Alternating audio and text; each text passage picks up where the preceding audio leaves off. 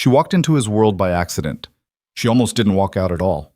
Evelyn Hart was nobody, a quiet numbers girl from Queens who balanced spreadsheets and ate lunch alone. Nikolai Voss was everybody's nightmare, the man who owned half of New York's shadow economy and made senators sweat through their dress shirts. One wrong turn in a mansion full of monsters, and their eyes locked across a silent room. He didn't reach for a weapon. He didn't call his men. He just looked at her.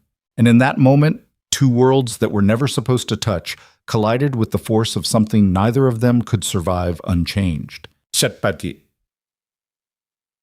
If this story already has you hooked, drop a like right now and comment the city you're watching from. I want to see how far this story travels. Let's get into it.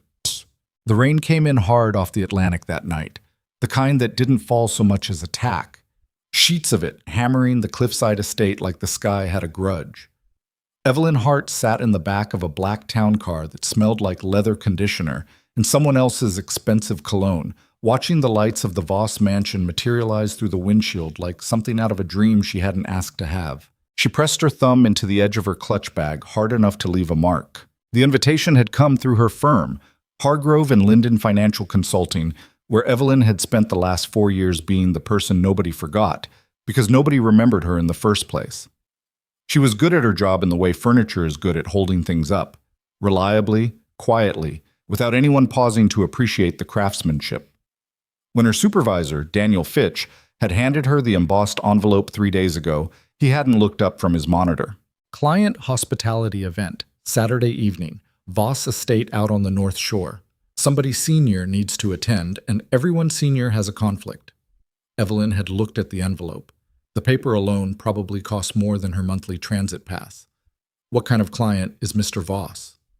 Fitch had finally looked up then, with the specific expression of a man who wanted her to stop asking questions.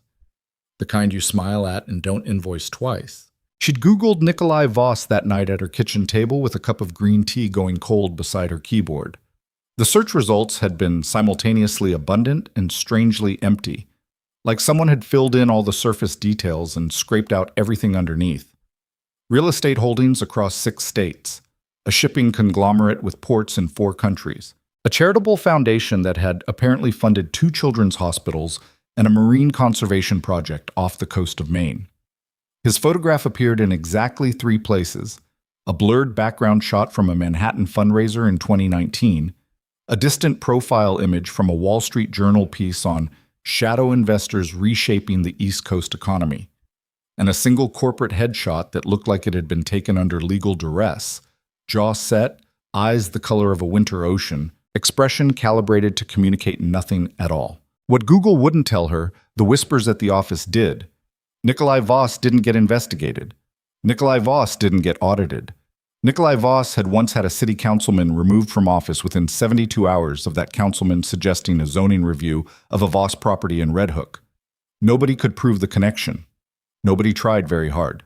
The town car pulled through iron gates that swung open before the driver had fully slowed, and Evelyn understood then that she was not arriving at a party. She was being admitted. The estate sat on the edge of a cliff like it owned the Atlantic below it, which it probably did. 3 stories of pale stone and dark glass, lit from beneath by ground fixtures that made it glow amber against the black sky and the blacker water behind it. The driveway alone was longer than her entire block in Queens. Cars lined it on both sides. Not just expensive cars, but specifically powerful ones, the kind of vehicles that communicated threat through their dimensions alone. Black SUVs with tinted windows parked beside Italian sports cars that cost more than most people's mortgages. A helicopter sat on a pad to the east side of the property, its blades still. Evelyn stepped out of the car and the rain immediately found the part in her hair. She hadn't had time to get her dress dry cleaned before the event. It was a deep navy wrap dress she'd bought 2 seasons ago for a colleague's retirement dinner. Respectable, carefully pressed, and precisely the wrong choice for a room that would be full of people who spent more on one evening than she made in a month. She knew this with a certainty that sat in her stomach like a swallowed stone as she walked toward the entrance, heels clicking on rain-wet stone, chin up, because there was nothing else to do with it now. The doors were opened by 2 men in dark suits whose eyes moved across her in one flat professional scan. Not lustful, not rude, simply the automated assessment of people whose job was to categorize threats, and she evidently ranked as none. Inside, the entry hall was the size of a small concert venue. A marble staircase curved up on both sides to a mezzanine level where guests moved in clusters under warm light. Crystal hung from the ceiling in formations that caught the glow and scattered it in ways that made the air itself look expensive. A string quartet played somewhere to the left, something minor key and European that Evelyn didn't recognize. Waitstaff moved through the crowd carrying trays of champagne and flutes so thin they looked like they might dissolve. The crowd itself. Evelyn stopped just past the entrance and let her eyes adjust to the specific social climate of the room. The way you let your eyes adjust to darkness before deciding how to move through it. Politicians. She recognized 2 state senators and a deputy mayor she'd seen on news coverage of a transit infrastructure bill. A federal judge she recognized from a profile piece in the Times. Socialites in gowns that probably had their own insurance riders. Entertainment figures. A film producer whose name appeared on 3 recent Oscar nominations. An actress whose face was currently on a billboard in Times Square. And threaded through all of it, in the spaces between, men who didn't photograph as famous but carried themselves with a weight that had nothing to do with public recognition. Those were the ones her spine reacted to first. They stood with a stillness that didn't come from comfort. It came from the specific physical discipline of people who were accustomed to violence, the kind of stillness that a predator has in tall grass. They wore their suits the way another kind of man wears a uniform. They smiled at the right moments, and their smiles never reached anything above the jawline. Evelyn took a glass of champagne from a passing tray and held it without drinking. She found a position near the east wall, beside a floral arrangement that was roughly her height and 4 times her width, and did what she was professionally trained to do. She watched numbers. Except tonight the numbers were people, and she was trying to calculate the safest path through a room that was adding up to something she didn't have a formula for. A hand landed on her shoulder and she nearly dropped the glass. "Evelyn, you actually came!" Marcus Chen from the commercial banking division appeared beside her with the slightly flushed expression of a man who had already converted 2 glasses of champagne into confidence. He was technically her superior on the Voss account, the senior associate who handled the actual client relationship while Evelyn ran the analytics behind it.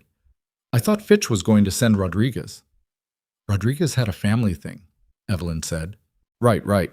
Marcus lowered his voice and leaned in, which Evelyn registered as a bad sign because Marcus only lowered his voice when he thought something was either impressive or alarming. "So, you know who's in this room right now?" "I recognize some faces. Castellano family. 2 of them. Over by the bar. Don't look." She didn't look. "And I'm pretty sure that's Emilio Reyes over by the fireplace, which means the Reyes shipping operation and the Voss operation are not in conflict right now, which is honestly more useful information than anything we'd get from a quarterly report." He paused. "Are you okay? You look like you're doing math." "I'm always doing math." "Fair." He raised his glass in her direction. "Well, welcome to the real economy." Marcus drifted back into the crowd, pulled by someone who called his name from across the room, and Evelyn was alone again. She moved along the east wall, keeping the floral arrangements and architectural features between herself and the denser knots of conversation. She had been at the event for approximately 22 minutes and had consumed none of her champagne and spoken to no one of consequence, which felt about right. The objective, as she had framed it on the drive up, was to be present enough to satisfy Fitch's requirement and invisible enough to survive the evening without incident. She was doing well at this until she wasn't. The east corridor opened off the main hall through a set of double doors that were ajar. Not propped open, just not fully closed, the way a door looks when it's been passed through recently and left to drift. Beyond it, the noise of the party softened to something muffled and distant.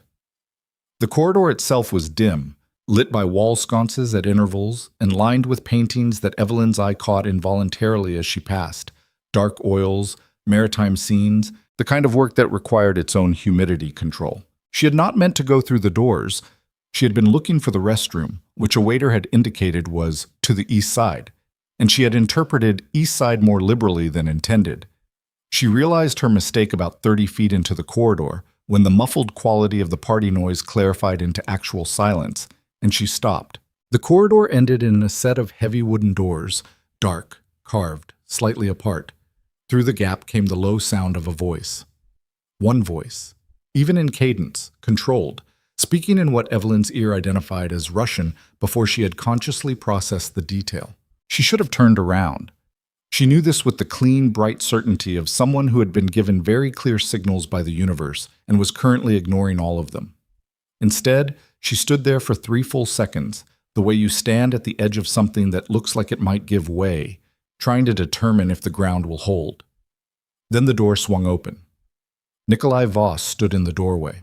He was taller than she had built him in her imagination from the headshot, or maybe it was the stillness of him that added dimension, the way he occupied space with a density that most people don't have. Dark hair, short at the sides, longer on top, not styled so much as just existing in a way that suggested it had been addressed and then forgotten. The suit was charcoal, no tie, the collar button open, which on another man might have read as casual and on this man read as something closer to controlled negligence. The look of someone who had worn formality so long it had become optional. His jaw carried 2 days of shadow. His eyes, when they found her, were precisely the color she remembered from the photograph. The gray-green of the Atlantic in October, cold and clear, and measuring everything at once. He was not alone.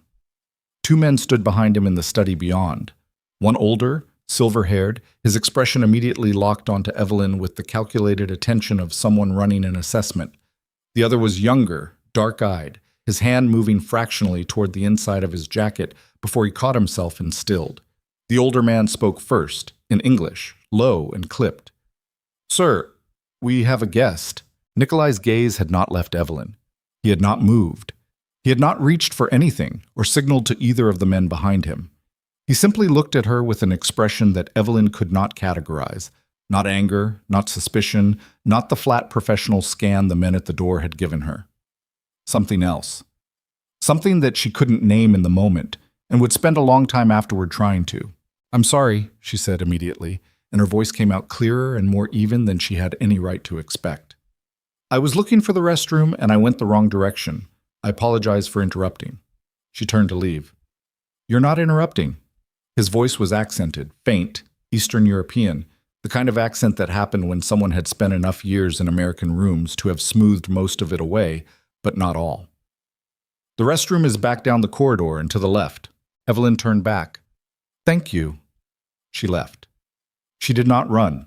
She walked at the pace of a person who had simply made a wrong turn and corrected it, which was technically accurate and also the most precisely controlled 30 feet of walking she had ever done in her life. She found the restroom. She stood at the sink with both hands gripping the edge of the marble counter and looked at her own reflection for a long moment. Her heart was doing something it had no business doing. She turned on the cold water. She had been in the same room, the same doorway, as Nikolai Voss for approximately 45 seconds. She had said 9 words to him. He had said 15 back. This was, by any reasonable measure, an entirely unremarkable interaction, and she would go back out into the party and complete the evening and ride home in the town car, and none of this would mean anything at all. She dried her hands, straightened the neckline of her dress, and went back to the party. He was already there, not in the corridor, in the main hall, descended from whatever meeting had been happening in the study, standing near the center of the room with a glass of something amber in one hand and his full attention on a conversation with 2 men she didn't recognize. But she registered him the way you register a change in barometric pressure, and not with your eyes first, with something else, something older. And then, as if he felt the registration, he turned. Across the crowded room, through the drift of conversation and the current of waitstaff and the gentle competition of 200 people performing their importance at each other, his eyes found hers immediately, like he'd known exactly where she was standing. He didn't smile. He didn't gesture. He just looked, for 1 beat, 2, and then returned his attention to the men beside him as though the moment had not happened. Evelyn looked away and took a long drink of champagne. Marcus appeared at her elbow 20 minutes later with the information that Nikolai Voss had apparently asked one of the event staff who she was. "Specifically you," Marcus said, with an expression caught somewhere between impressed and afraid. "The coordinator came and asked me your full name and your position at the firm. I told her. Was that okay?" "That's fine," Evelyn said, and it came out so flat and normal that Marcus nodded and moved on. It was not fine. It was the opposite of fine. It was the specific kind of not fine that she didn't have a spreadsheet for. She stayed another hour. She spoke to 3 other guests, 2 of whom were also financial professionals. One of whom was a woman named Judith Harlan, who ran a shipping insurance firm out of Boston and was the most straightforward person Evelyn had encountered all evening. They talked about the Q3 maritime freight numbers for 11 minutes, and Evelyn felt genuinely relaxed for the first time since she'd arrived. She was beginning to calculate her exit when a member of the event staff materialized beside her with the specific polished discretion of someone delivering a message they had been paid very well to deliver without expressing any opinion about it. Ms. Hart, Mr. Voss would like to offer you a brief tour of the estate's gallery, if you're interested. It's entirely at your discretion. Evelyn looked at the staff member. The staff member looked back with the expression of someone who was a conduit, not a participant. Every reasonable instinct she had said no. She said yes. The gallery was a wing off the north side of the main hall, a long room with high ceilings and dark hardwood floors and paintings lit by individual spots that made the rest of the room recede to shadow around each canvas. It smelled like cedar and old varnish and something else underneath that Evelyn eventually identified as the ocean air coming in through cracked windows at the far end. Nikolai was already there when she arrived, standing in front of a large canvas, a seascape, storm dark, waves rendered in thick impasto strokes that made the paint look like actual water caught mid-movement. "You know art?" he said, without looking at her. "I know numbers." She stopped a few feet away and looked at the painting. "But that's a Reuben Carlson. He painted exclusively between 1987 and 2003, when he lost his sight. The ones from that last decade before he went blind, the ones where you can feel him trying to see everything while he still could, those sell for somewhere between 8 and 12 million at auction depending on the size and the year." Nikolai looked at her then. "That one," she continued, nodding at the canvas, "is from 2001, which makes it one of the last 5 he ever completed. I'd put it closer to 11. A pause. 11.2, he said, "when I bought it." "So you overpaid by 200,000. The corner of his mouth moved. Not quite a smile. Something adjacent to one, like the architecture of a smile existed, and he was deciding whether to occupy it. "You came here as someone's replacement tonight. My supervisor's." He had a conflict. What kind of financial analyst attends a party alone and stays near the walls all evening? The kind who is told to attend and not told why. He turned fully toward her then, and she made herself hold her ground, which required more active effort than it should have. Up close, the details the photographs had missed were apparent. A thin scar along his left jaw, faded to silver, the kind that came from something fast and bladed. The lines around his eyes that weren't quite from smiling. The way he held himself with a physical composure that didn't read as relaxed so much as engineered. The stillness of someone who had learned a long time ago that movement cost things. "You walked into my private study by accident," he said. "Yes." "And you walked back out." "Yes." "Most people would have apologized more than once." "I apologized the correct amount," she said. "Once is enough, if you mean it." This time the smile arrived small and real and clearly surprising to him, like his own face had done something without his permission. It lasted approximately 2 seconds before he reassembled his expression. "I'm Nikolai," he said, which was absurd given that every person in the building knew exactly who he was, but she appreciated the formality of it, the offer of the ordinary transaction. "I know," she said. "I'm Evelyn." "I know," he said. They stood in the gallery for 40 minutes. He walked her through each painting with a precision that surprised her.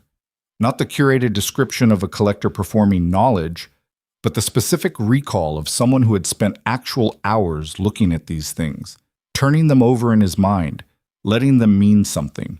He talked about a Spanish oil from the 17th century with the same focused attention he might have given to a problem that required a solution.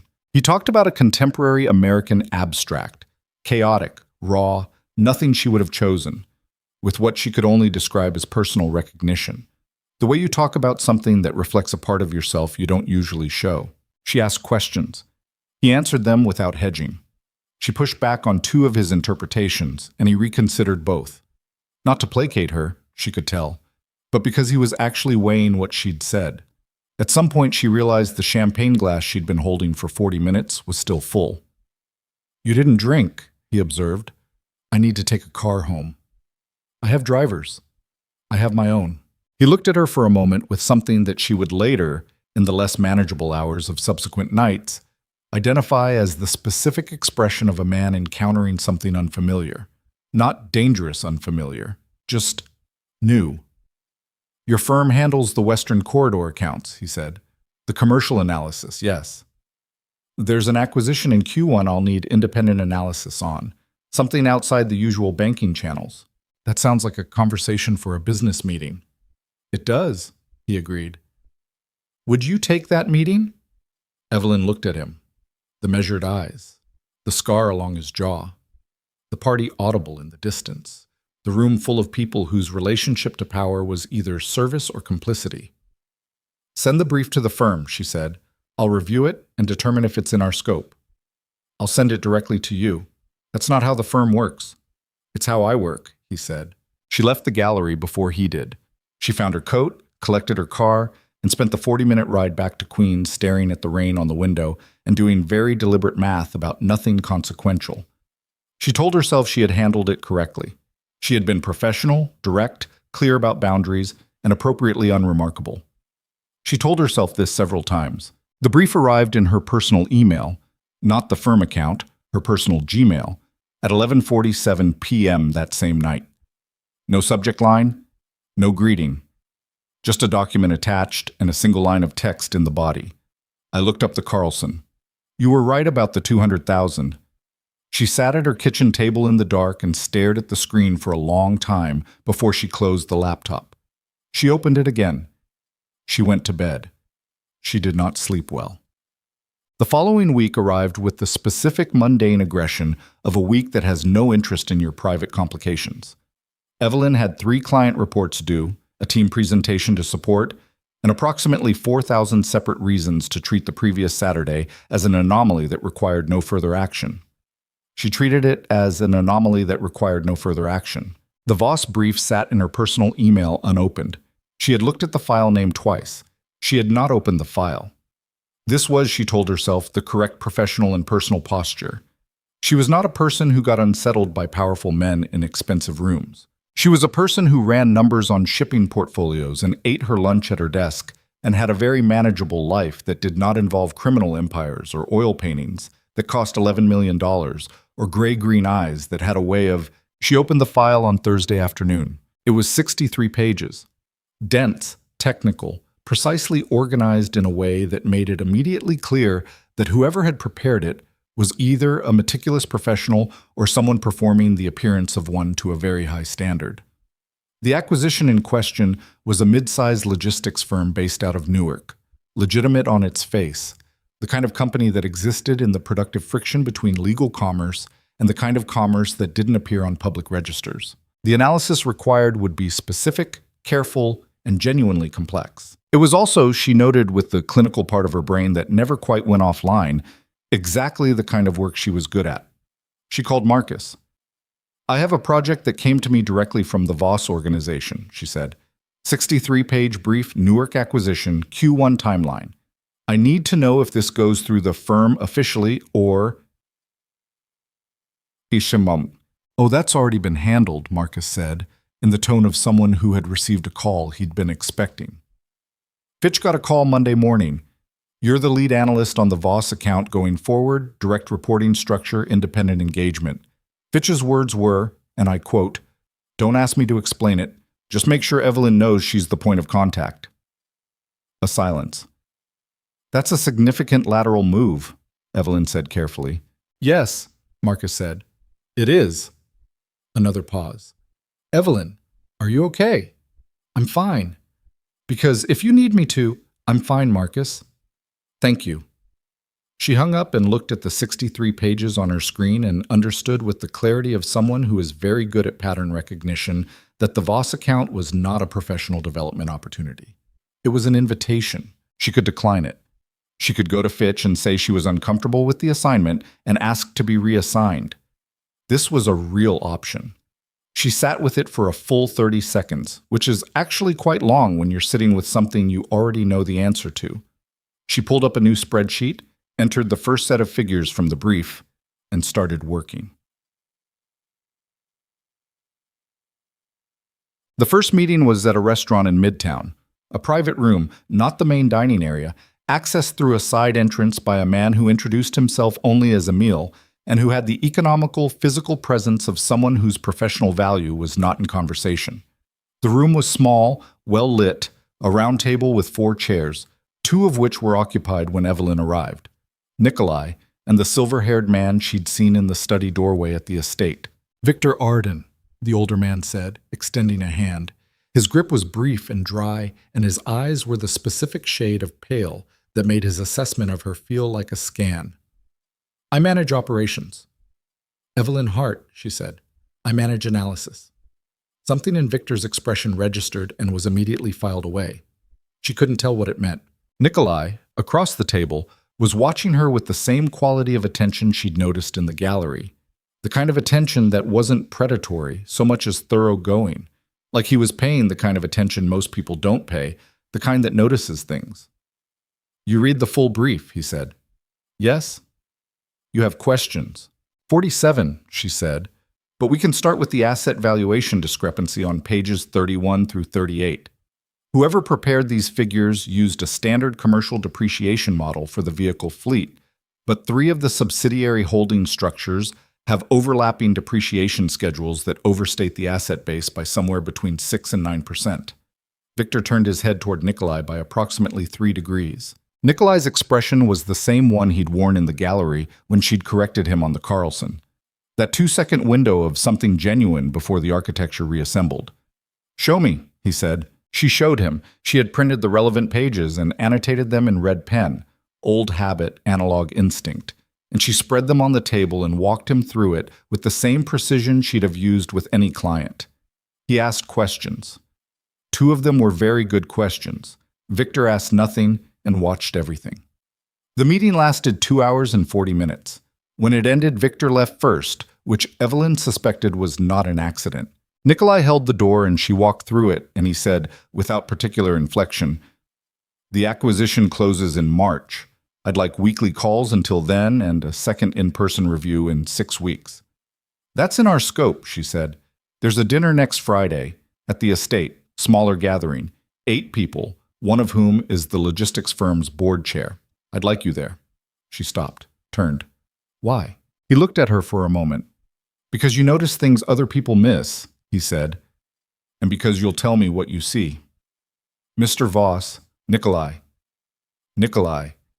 The name felt different in her mouth than she expected, but less formal, more real, the way a door feels different when you know it's unlocked. "I'm not a social asset." "I know what you are," he said.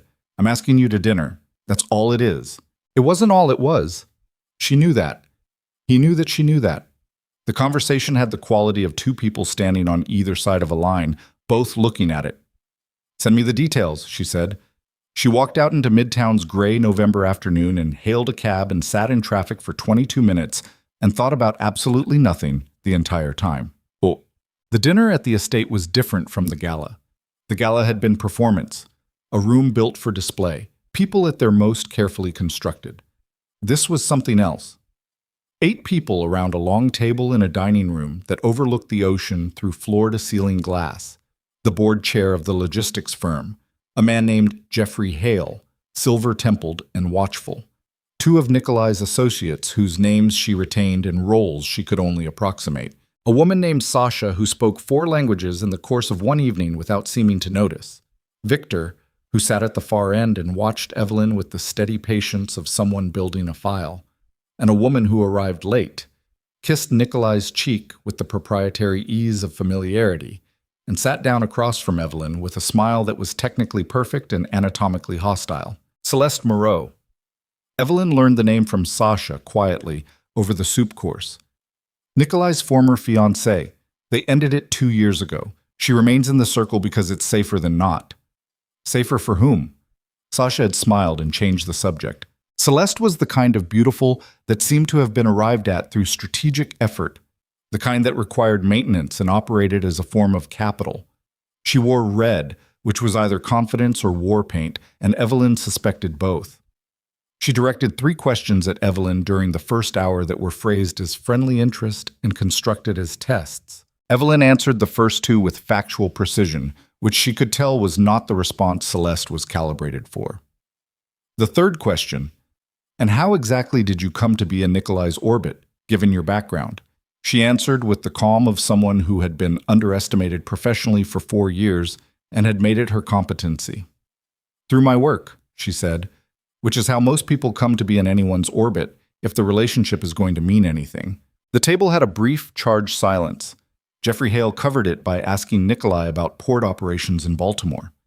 Nikolai answered him and did not look at Evelyn, but she felt in the peripheral quality of his attention that he had heard every word. After dinner, while the others moved to the drawing room, Evelyn stood at the window wall and looked at the ocean. The night was clear, the wind off the water visible in the way it moved the surface. Not waves, just a constant, restless pressure. Dark water reshaping itself and reshaping itself without ever arriving at anything final. She wanted to make you feel small, Nikolai said. He appeared beside her at the window, close enough that she could see his reflection doubled in the glass. He was holding a glass of water, not the whiskey she'd seen him pour earlier. She succeeded for about 4 seconds, Evelyn said. What happened after 4 seconds? I did the math. She's operating from scarcity. I'm not. He looked at her reflection in the glass. What are you operating from? She considered this. Competence. Most of the time. She looked at the water. Tonight I'm not entirely sure. A pause. Neither am I, he said. It was the most honest thing he'd said since she'd met him. She recognized it as such because it landed differently than everything else, without weight behind it, without the controlled precision of a man managing what he shows. Just a plain statement from a plain place. You don't say things like that, she said. Do you, usually? No, he said. The ocean moved in the dark below the cliffs. The drawing room voices drifted from behind closed doors. They stood there for a while without talking, and Evelyn thought that she should leave soon, that she should say something to close the moment down and return it to the professional register where it belonged. She didn't. He said, What do you do on Sundays? Work, she said. Laundry. Sometimes I cook something complicated and eat most of it alone. Alone. I live alone. I've lived alone for 3 years. It's fine. I've lived alone in this house for 5, he said. It's very large for one person. She looked at him then. Not his reflection, him, the scar on his jaw, the careful engineering of his stillness. The thing in his expression that she'd been trying to name since the gallery, and which she was starting to understand was not one single thing, but a collection of things. The specific loneliness of a man who has been feared for so long that being genuinely seen has become structurally impossible. The surprise of someone encountering the exception. Nikolai, she said. Evelyn, I think you should tell me something true, she said. Something you wouldn't tell anyone else in this house, just to see what it sounds like. He was quiet for long enough that she thought he wasn't going to answer. Then he said, very quietly, looking at the water, I built all of this to feel like I was choosing power, but the choosing stopped mattering a long time ago. Now it just runs itself, and I run with it, and I can't remember the last time I wanted something that wasn't already expected of me. The ocean moved. A cloud passed over the stars. Until tonight? Evelyn asked.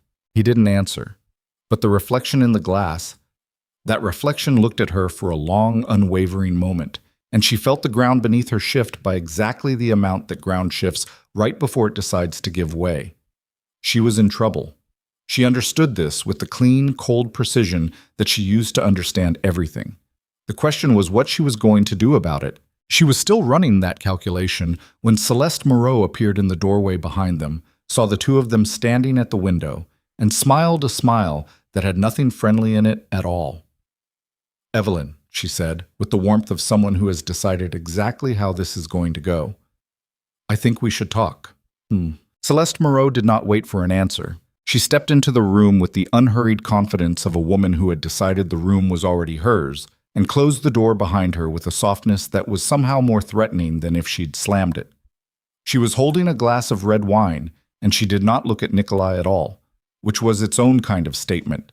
The deliberate exclusion of someone from your field of attention in a way that requires more control than looking directly at them. Her eyes were on Evelyn. "I won't keep you long," Celeste said.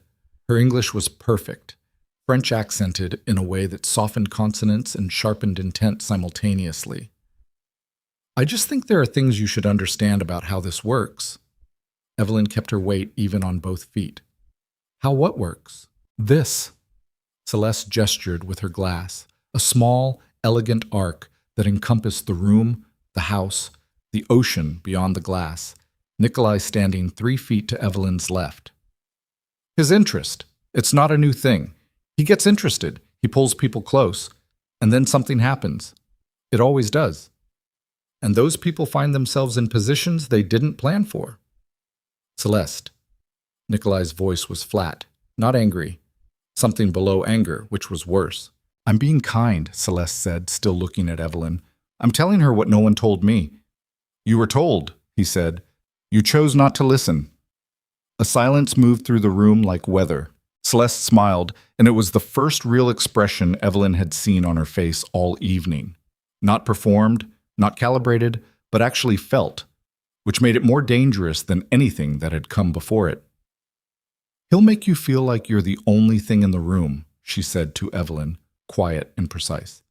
"He's very good at that. What he's not good at is keeping the room safe." She left, didn't finish her wine, just set it on the edge of a side table and walked out, and the door closed again with that same controlled softness.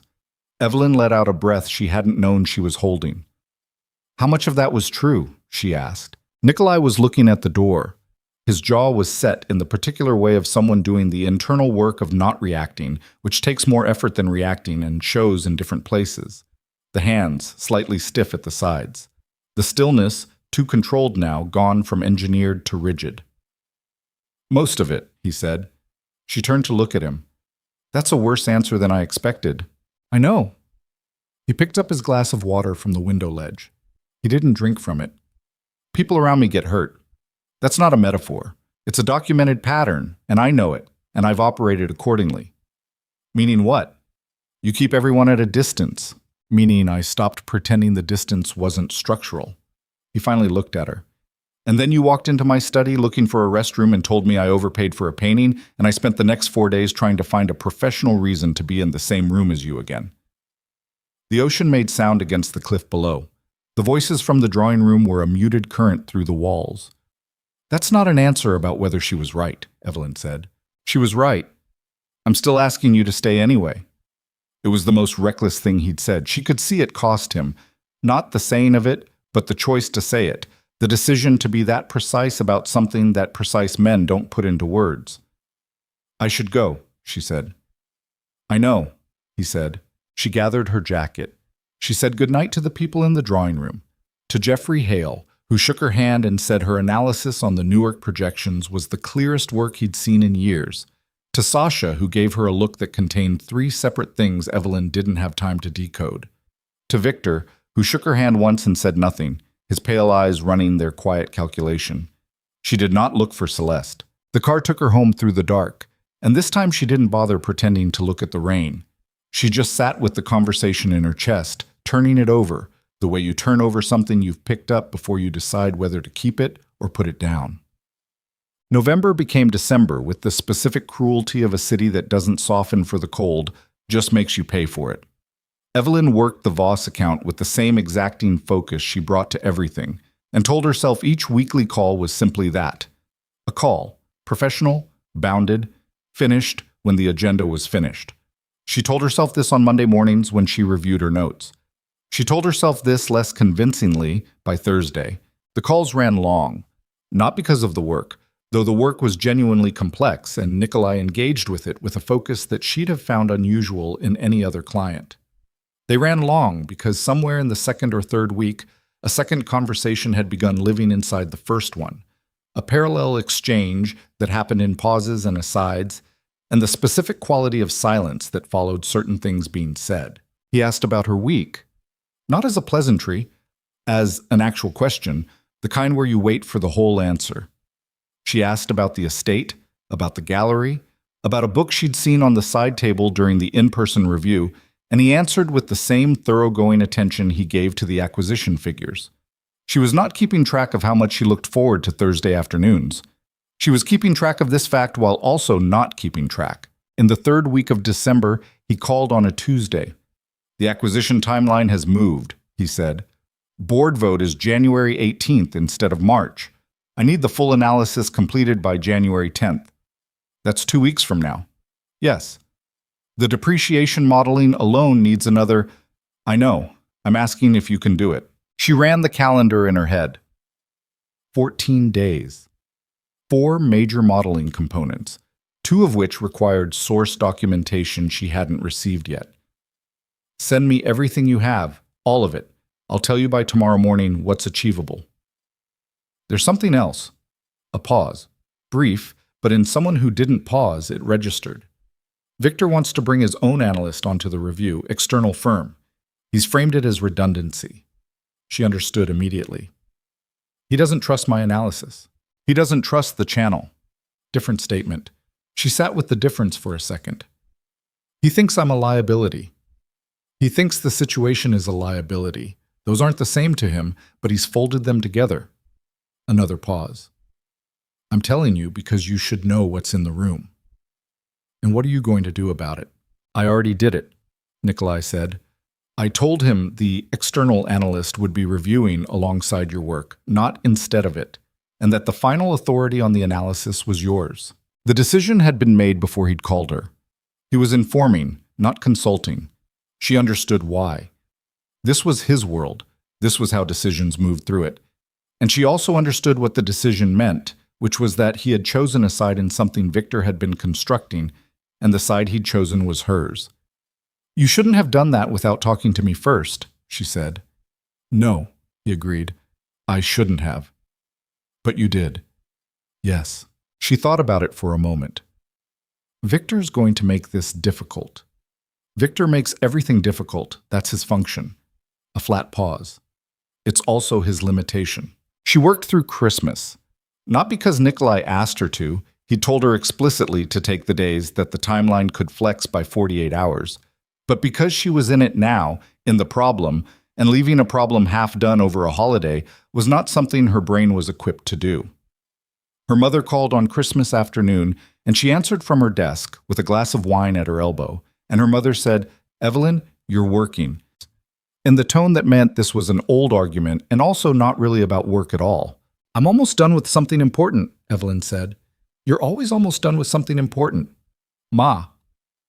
"I'm just saying, it would be nice if someday the important thing was a person." She hung up 20 minutes later and looked at the spreadsheet on her screen and thought, against her better judgment, about a man standing at a window with a glass of water, saying, "Neither am I," and meaning it. The second in-person review was in early January, a week before the analysis was due. Same private room in Midtown, same round table. But Victor was there when she arrived, which he hadn't been for the first one. Already seated, a folder open in front of him, his silver hair precise under the restaurant lighting. The external analyst was a man named Horowitz, 50s, careful in the way of someone who had survived a long career by being difficult to read.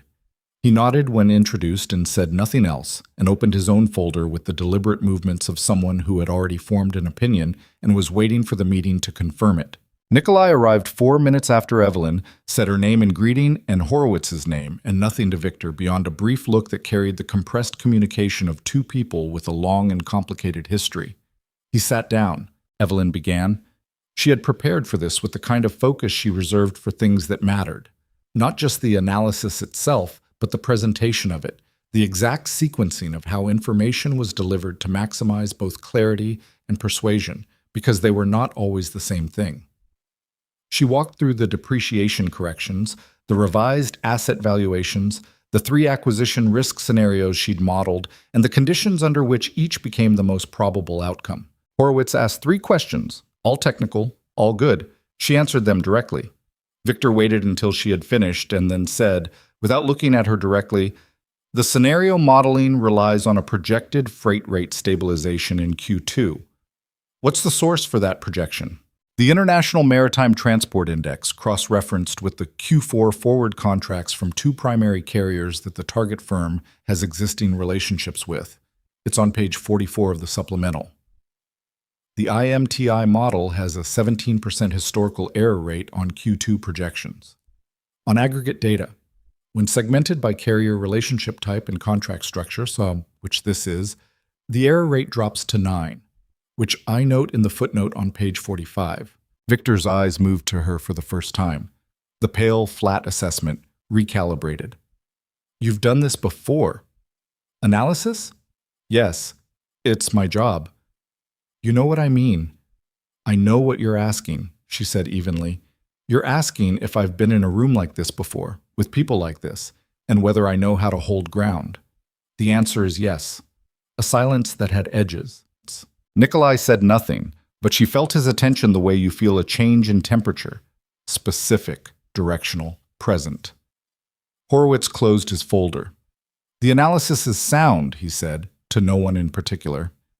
The asset valuation corrections are significant improvements on the original brief. I'd want a sensitivity test on the Q3 revenue assumptions, but structurally, this is solid work. Victor looked at Horowitz for a moment, then looked at his folder, then closed it with a controlled deliberateness that was the professional equivalent of someone setting something down very carefully in order not to throw it. The board vote is in 8 days, Nikolai said. I'll need the final sensitivity runs by the 7th, he looked at Evelyn. Can you manage that? Yes, she said. After Horowitz left, Victor stood and buttoned his jacket with the unhurried precision of a man who was not finished. He looked at Nikolai, not at Evelyn. I want to say something. Say it, Nikolai said. Not here. A pause. Then it'll wait. Victor looked at Evelyn then, one long, still look that contained its assessment fully and delivered it without words. Then he left. Nikolai watched the door close and was quiet for a moment. Then, Are you hungry? She looked at him. What? It's 1 p.m. The meeting ran through lunch. Are you hungry? She was, in fact, very hungry. Yes. There's a place 2 blocks from here. It's small. Nobody who'd be a problem goes there. She should have said she had to get back. She didn't say that. Lead the way, she said. Mom. The place was a Vietnamese restaurant with 6 tables and a menu written on a chalkboard, and a smell that hit Evelyn in the doorway with the immediate force of something her body recognized before her mind cataloged it. Star anise and bone broth in the clean heat of fresh chili. They took a table in the back, which she suspected was Nikolai's preference in every room he entered, back to the wall, line of sight to the door, and ordered without much discussion, and the food came in the unhurried way of a place that had no interest in your schedule. They talked, not about the acquisition. They'd left that in the meeting room. Both of them seemed to understand this without saying it. They talked about other things. She told him about Queens, about the apartment she'd lived in since she was 26, about the view from her kitchen window, which was a brick wall and a fire escape, and occasionally a pigeon with particular personality. He listened with the same quality of attention he always gave, the kind that didn't drift.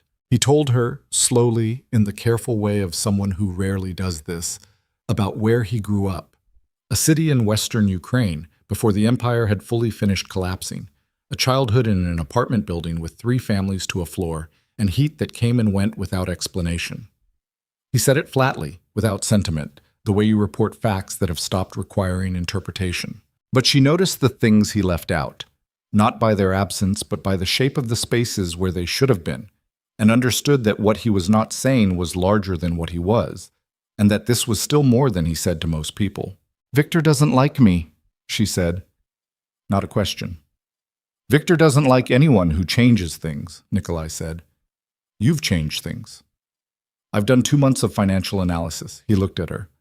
That's not what you've changed. She put down her chopsticks. Outside, the January street moved past the window, coats and cold breath, and the gray particular light of a New York winter. What do you want from me, Nikolai? Not the account, not the analysis. From me. He was quiet for long enough that she thought he was going to construct something careful and deliver it with the controlled precision she'd watched him use on everything else. He didn't. I want to have dinner with you on Sundays, he said. I want to call you when something goes wrong and hear how you'd approach it. I want you to keep telling me when I'm wrong about things." He looked at the table for a second, then back up. "I want to not go back to the estate tonight and have it be as empty as it's been for 5 years." Evelyn looked at him, the scar on his jaw, the gray-green eyes with the winter light in them.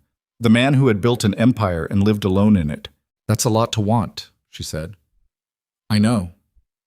It's also honest. I'm trying." She picked up her chopsticks. She thought about Celeste Moreau in the red dress. She thought about Victor's pale, calculating eyes. She thought about her mother on Christmas afternoon saying it would be nice if someday the important thing was a person. "Sunday dinners," she said. "We can start there." Something moved in his expression. Not the 2-second smile from the gallery, something quieter. Something that didn't move through his face so much as behind it. Like a light turned on in a room you hadn't realized was dark. "Start there," he said. The Sundays accumulated the way that certain things accumulate when you're not watching them carefully enough, quietly, in the background. And then suddenly there are 6 of them, and the shape of your week has reorganized itself around their presence. They cooked in the estate kitchen. She cooked mostly, and he stood nearby and watched with the focused attention of someone learning something they hadn't expected to want to learn, occasionally getting in the way in ways that she began to suspect were deliberate. He asked questions about her life with a seriousness that kept catching her off guard. Not the smooth interest of someone performing curiosity, but the blunt, sometimes awkward attention of a man who had forgotten how to do this and was not pretending otherwise. She learned things. The scar on his jaw was from a knight in his early 20s that he described in 2 sentences, and she understood covered years of something she didn't ask him to detail. He read obsessively, not fiction, almost never, but history and economics, and the specific kind of long-form journalism that took institutions apart to see how they worked. He had not spoken to his mother in 11 years, and he said this with the same flat delivery he used for shipping indices, which told her more than 10 minutes of explanation would have. He hated losing at chess but played it compulsively against Victor on Tuesday evenings, which had the particular quality of a relationship that was competition all the way down and still somehow load-bearing. She told him things too. That she had been engaged briefly at 29 to a man who was kind and sensible and ultimately wanted a different shape of life than she did. That she'd moved to Queens after that, into the apartment with the brick wall view, and had rebuilt herself around work because work was the one thing that didn't require her to be anything other than competent, and competence she had. That some night she sat at her kitchen table alone with her laptop in the silence, and it was fine, genuinely fine. Not the performed fine of someone maintaining a position, and other nights it was the specific weight of a life that had been built very carefully for one person and was sized accordingly. He listened to all of it. He didn't try to fix any of it. "You're not what I expected," she said once, a Sunday in February, sitting on the kitchen counter while something simmered on the stove. "What did you expect?" "Someone who performed humanity the way you perform everything else." He looked at her from across the kitchen. The evening light came in sideways through the window and caught the edge of his jaw, the line of his shoulders, the particular stillness of him when he was not performing anything. And instead, "Someone who forgot how to perform it," she said, "and is trying to remember, which is actually rarer." He crossed the kitchen slowly and stopped in front of her. She was sitting on the counter, which put her eyes level with his, and the space between them was small enough that she could see the specific quality of his breathing. Deliberate, controlled in the same way everything about him was controlled, except that the control had a tell now, a slight unevenness that she recognized. He put one hand on the counter beside her, not touching her, just there. "Evelyn," he said. "I know," she said. "I'm going to—" "I know," she said again. He kissed her. It was not the kiss of a man performing something. It was the kiss of a man who had been holding something for months and finally put it down, and the putting down was itself the act, the relief of it, the weight of it, the way it changed the room permanently and irrevocably, and she could feel him understand this even as it was happening. She kissed him back. Victor called the next morning at 7 a.m. She was in the estate guest room. She had stayed, had slept in the vast quiet of the house for the first time, had woken up to the sound of the ocean and gray February light coming through curtains she didn't recognize. Nikolai was downstairs. She could hear the low sound of his voice on a call, She answered Victor's call without thinking and immediately understood from the first second of silence before he spoke that he had known she was there, that he had called Nikolai first, gotten no answer, and called her next, which meant he had her number and the knowledge of her presence in the house and had connected them without being told. "Ms. Hart," Victor said, "we have a problem." She sat up. "What kind?" "The kind that requires your presence at the estate by 9 o'clock this morning. Both of your presences." A pause. "There's been a development with the Newark acquisition. Someone leaked the analysis." The floor of her stomach went out. "Leaked it where?" "To a competing syndicate," Victor said. His voice was completely flat. "To Dorian Mace." She didn't know the name yet. She would learn it within the hour. She would wish she hadn't. "Victor," she said, "who had access to—" "That's what we're going to determine," he said. 9 o'clock, Ms. Hart. Don't be late." The line went dead.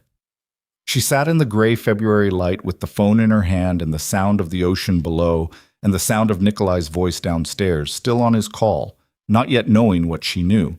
And she felt the ground shift.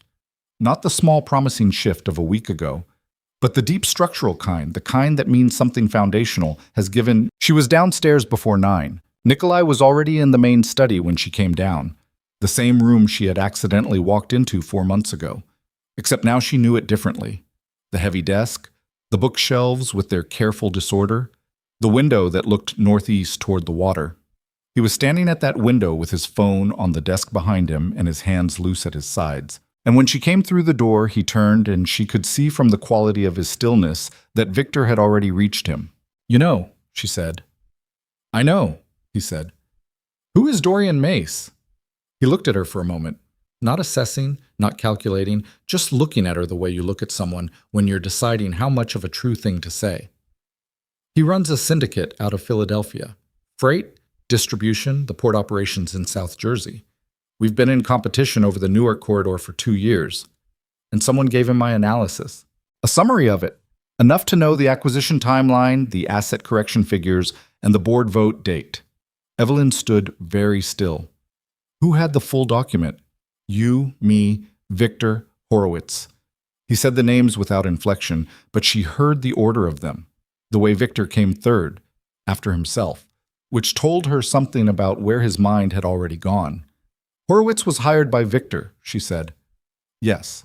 So either Victor gave it to Mace directly, or Horowitz did, and Victor either knew or set it up." "Yes." She sat down in one of the chairs in front of the desk, which was not what she'd meant to do. Her legs had simply made a decision on her behalf. Her mind was running the scenario clean and fast the way it ran numbers, looking for the pattern underneath the presentation, and what she kept arriving at was a structure that made her cold. "Victor was trying to kill the acquisition," she said. "Not for Mace, for himself. To prove that bringing me in was a liability, that the whole thing fell apart because of the channel, because of me." Nikolai said nothing. "That's not a question," she said. "That's what happened." "That's what I think happened," he said. "I don't have confirmation yet." "When Victor gets here, you'll ask him." "Yes." "And if he did it?" The window light moved across his face. The stillness in him had changed quality. It wasn't the engineered stillness of a man managing performance. It was the stillness of something drawn tight. "Then we'll deal with it," he said. Victor arrived at 8:53, and he looked exactly the same as he always looked, silver-haired, precise, buttoned to the collar. Except that when he came into the study and saw Evelyn already seated, something moved in his expression that was there and gone so quickly she might have missed it if she hadn't been watching for exactly that. He sat down. Nikolai remained standing. "Walk me through it," Nikolai said. Victor folded his hands on the desk. "I received a call at 6:40 this morning from our contact at the Port Authority. He'd been approached by a Mace associate yesterday evening with information about the Newark timeline and the asset corrections, specific figures, the kind that don't exist in public record." "Who had the document?" Nikolai said. 4 people. "Who gave it to Mace?" A pause that lasted exactly 1 beat too long. "We don't know yet. That's what we need to determine." Victor. "There are several possible vectors. Horowitz's firm has its own security considerations. Ms. Hart's systems don't," Evelyn said. Victor looked at her, the pale eyes flat and patient. Don't finish that sentence, she said. Her voice came out even, which surprised her because her chest was doing something tight and hot that had nothing to do with evenness. My systems are clean. I've run on a closed network since the first day of this engagement. If you want to run a forensic audit, run it, but don't sit there and point a direction you already know is wrong. Victor was quiet for a moment. Then, you're very confident for someone new to this environment. I'm confident because I'm right. People who are right in this environment still get hurt. The room changed temperature. Nikolai said, very quietly, Victor, did you give the document to Mace? The silence that followed was not an innocent silence. Innocent silences have a different weight, lighter, more confused. This one was measured, and the measurement itself was the answer, and all three of them knew it. Victor looked at Nikolai. I gave a summary to a contact who I believed would use it to delay the acquisition by 2 weeks, long enough for me to restructure the terms and bring in a security review that this situation needed. You believed, Nikolai said. I was managing risk. You were managing me. The flat voice had dropped further into a register that Evelyn had not heard before, and that made something in her nervous system sit up. You decided, by yourself, without telling me, to leak proprietary analysis to a contact inside a competing organization because you decided the situation needed because you are not thinking clearly. Victor's control cracked on the last word, just fractionally, just enough to let through the thing underneath it, which was not cold strategy but actual emotion, frustration, fear, the specific grief of a person who believes they are watching someone they've protected for decades walk toward a cliff. You are making decisions from a place that has nothing to do with the work. She has been here 4 months, and you have reorganized your entire, that's enough, life around her presence, and you have not thought once about what that looks like from outside, what it means for our position, what Mace and every other organization watching this will read into it. Victor. The name landed like a door closing. I said enough. Victor stopped. He was breathing harder than he'd started. The precise surface had come apart across the last 30 seconds. And what was underneath it was genuinely more frightening than the surface. Not because it was monstrous, but because it wasn't. It was a person. An old, loyal, frightened person who had made a catastrophic decision out of something that had started as care. The room was very quiet. Evelyn looked at Victor and thought about Celeste Moreau in the red dress. I'm telling her what no one told me. She thought about Marcus Chen at the gala. Welcome to the real economy.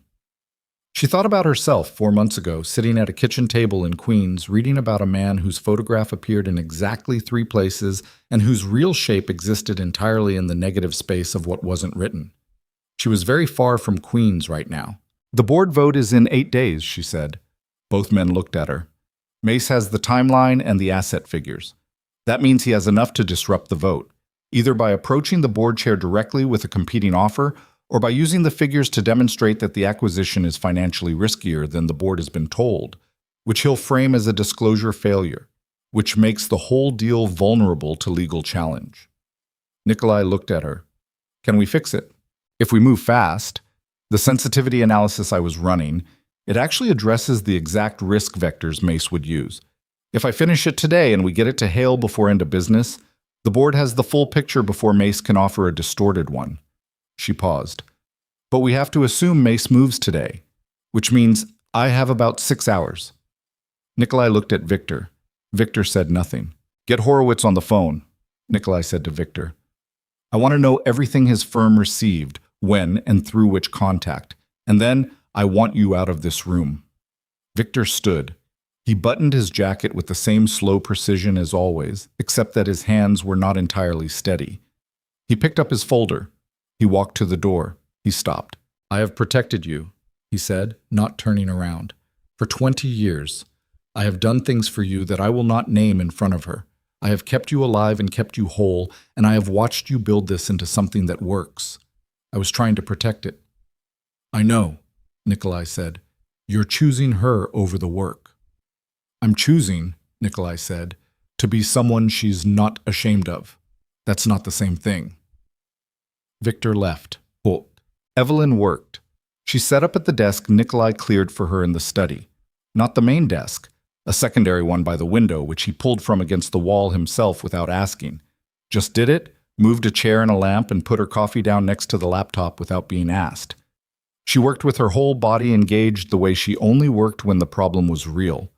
Hunched forward, fingers moving, the part of her brain that ran models going at full capacity, while the rest of her stayed quiet and fed it what it needed. Nikolai left the room twice in the first 3 hours, and came back both times without her noticing exactly when.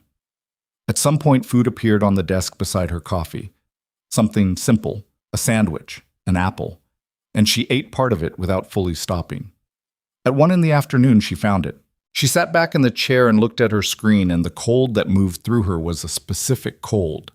Not fear, not yet, but the close-up feeling of understanding something you can't ununderstand. The sensitivity analysis on the Q3 revenue assumptions, the one Horowitz had flagged, the one she'd been refining. When she ran it fully against the existing model with the corrected depreciation figures, the output was not what any of them had expected. The acquisition was not a good deal, not as currently structured, not with the existing terms. The asset corrections she'd found in the original brief had been real, and she'd been right to flag them. But correcting them had changed the underlying math in ways that cascaded through the model in a direction she hadn't had time to fully trace until now. The corrected asset base changed the leverage ratio. The leverage ratio changed the risk weighting. The risk weighting, run against the Q3 projections with the proper segmentation, produced a scenario in which the acquisition carried a 41% probability of triggering a covenant breach within 18 months of close. 41%. She ran it twice more. Changed the inputs slightly, tested the edges. The range was 38 to 44% depending on assumptions. None of the scenarios produced a number below 35. This was not a good deal. Hale's board was voting in 8 days to approve an acquisition that her own analysis, the analysis she'd spent 3 months building, that Horowitz had called solid, that Nikolai had staked the acquisition on, said had better than 1 in 3 odds of putting them in breach within a year and a half. She stared at the screen. She could finish the sensitivity analysis and send it to Hale as planned. She could frame the findings as a risk disclosure, which they were, and trust that the board would factor them into their decision. This was the correct professional action. It was also the action that would almost certainly kill the acquisition that Nikolai had been building toward for 2 years. She thought about the other thing she could do, which was to run the numbers differently. Not dishonestly. She would not do that. She knew she would not do that with a clarity that was the clearest thing in the room right now. But selectively. Emphasize the scenarios where the covenant risk was lower. Present the 38% case as the primary scenario and the 44% as the outlier. It was technically defensible. Other analysts did this routinely. She thought about it for approximately 45 seconds. Then she closed the window where she'd been testing the alternative presentation and saved the honest version. She went to find Nikolai. He was in the kitchen, standing at the window with a cup of coffee, looking at the ocean the way she'd seen him look at it before, the way that suggested he was not really seeing it. He turned when she came in and read something in her face immediately. "Tell me," he said. She told him.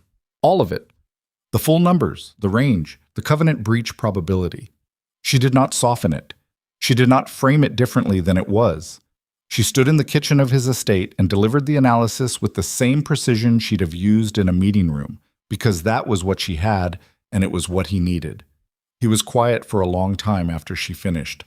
"You could have sent Hale the version that didn't show this," he said. "Yes."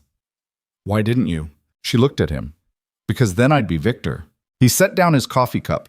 He turned and looked at the ocean for a moment, and she watched the thing that happened in his face.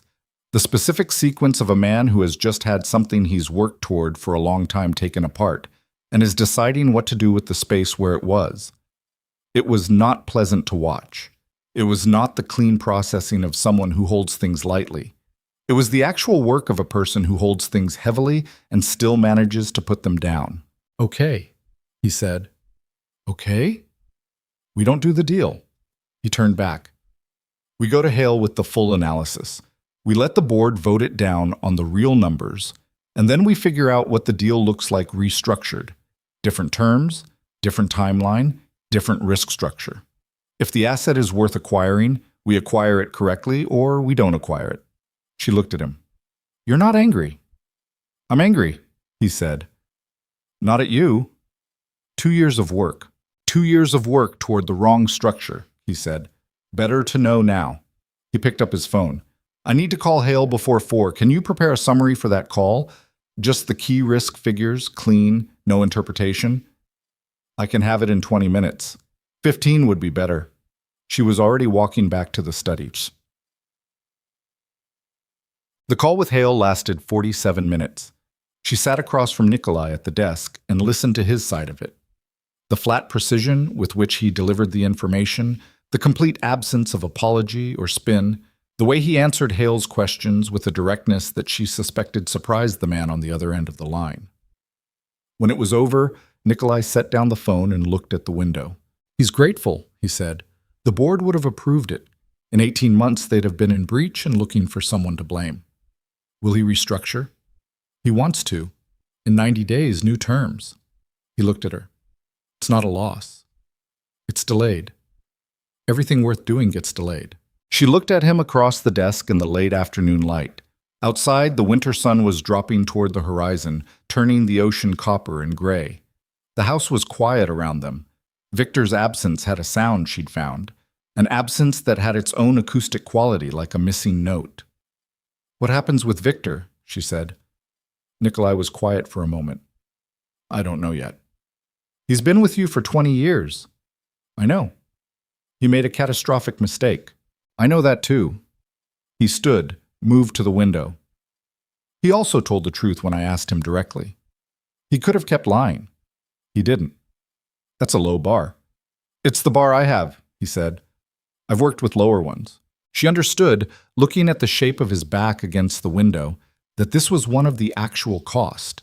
Not the acquisition, not the delayed deal, but this. The specific damage of finding out that someone you've trusted completely has been managing you, has decided that your judgment is insufficient, has made the calculation that your choices need to be corrected. The 20-year weight of that. The way it didn't make the relationship nothing, but made it something irrevocably different.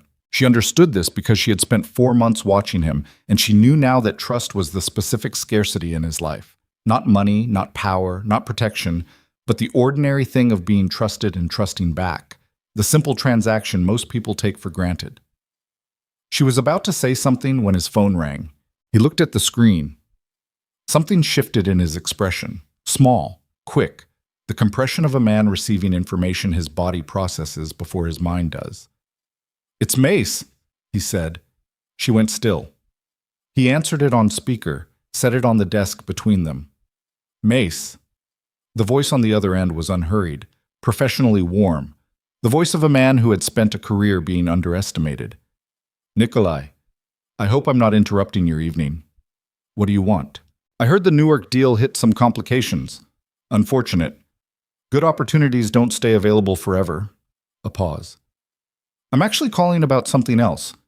Something more personal. Nikolai said nothing. The woman, Mace said. Evelyn Hart. I understand she's become significant to you. Another pause. Lighter, almost conversational. I want you to know that I consider her safety to be directly connected to your behavior in the Newark corridor going forward. I think you understand what I mean by that. Evelyn felt the cold move through her from her chest outward. Not panic, something worse than panic. The specific cold of comprehension, the moment when you understand not just what is being said, but what it means about where you are. Nikolai's hand had gone flat on the desk. Completely flat. Not a fist, that would have been easier. Just a hand pressed palm down on the surface, with a stillness that was the stillness of something that has stopped performing anything at all. Say that again, he said. I think you heard me the first time, Mace said. Enjoy your evening. The line went dead. The room held the silence for 3 full seconds. Then Nikolai looked up at her. And the thing in his face was not the controlled man from the gallery, or the careful man from the kitchen, or the measured man from any of the 4 months she'd spent learning his angles. It was something prior to all of those, something that existed before the engineering, before the stillness, before 2 decades of turning himself into something that could survive what he'd survived. She saw it for exactly 1 second before he reassembled. Pack a bag, he said. You're not going back to Queens tonight. Nikolai, Evelyn. The name came out with a weight that stopped her. Please. She looked at him. The ocean behind the window had gone dark, the copper light gone, just black water, and the beginning of the black water was still there in the morning. Evelyn had not slept well. The guest room was the same one she'd used before, the one with the ocean-facing window and the curtains that didn't fully block the light, except that this time there were two of Nikolai's men in the corridor outside, and the sound of the estate's security system cycling through its checks every 40 minutes was a sound she could not stop hearing. She lay on her back in the dark and ran numbers the way she always ran numbers when she couldn't sleep, except the numbers kept arriving at the same output. A man named Dorian Mace had said her name on a phone call, and what followed that sentence was not a variable she could model. She was up at 5:30. Nikolai was already in the kitchen. He hadn't slept either. She could see it in the specific quality of his stillness, not the rested stillness she'd come to know, but the other kind, the one that came from a long night of not moving in order to keep thinking. He had coffee made. He poured her a cup without asking, and she sat down at the kitchen table and they looked at each other across it in the early gray light. "Tell me what's happening," she said. "We're pulling Mace's network structure. Everything we have, associates, port operations, the distribution chain in South Jersey. I have 3 people on it since last night." "And Victor?" A pause. "Victor is helping. He knows Mace's organization better than anyone I have." "You trust him with this?" "I trust him with this specific thing," Nikolai said. "That's different from before." She understood the distinction. "What do you need from me?" He looked at her. "I need you to stay inside the estate today." "That's not Evelyn. I have work. I have a life that exists outside this building. I can't just—" "One day." His voice was flat but not cold, the flatness of a man saying the true shape of something without softening it. "Give me 1 day to understand what we're dealing with. Then we figure out the rest." She looked at him for a long moment. She thought about saying the thing that was true, which was that 1 day had a way of becoming 2, and 2 became a structure. And structures have walls, and she had not left a manageable life in Queens to trade it for a managed one on a cliff above the Atlantic. She said, "1 day." He nodded. He put his hand on the table near hers, not touching, just near. And then he was on his phone, and the morning had started. The day was long in the specific way of days spent waiting for something you can't name yet. Evelyn worked from the study, running the Newark restructuring scenarios, which was useful work, and also the only way she knew to keep her mind from running the other kind of scenarios. The ones involving Mace's unhurried voice on a phone and the word safety deployed as a threat. She built 3 different restructuring frameworks, documented each, sent preliminary notes to Hale's office through the proper channels. Her phone showed 6 texts from Marcus asking if she was okay, and one from her mother that said, "Only call me when you can, nothing urgent," which she read 3 times. At 2 in the afternoon, Victor came into the study. She looked up. He stood in the doorway with his folder and his silver hair and the precise posture that she understood now was not arrogance, but armor.